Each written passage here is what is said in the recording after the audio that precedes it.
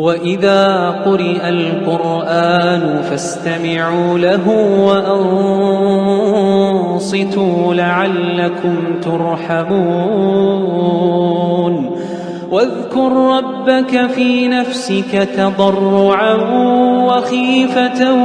ودون الجهر من القول بالغدو والآصال ولا تكن من الغافلين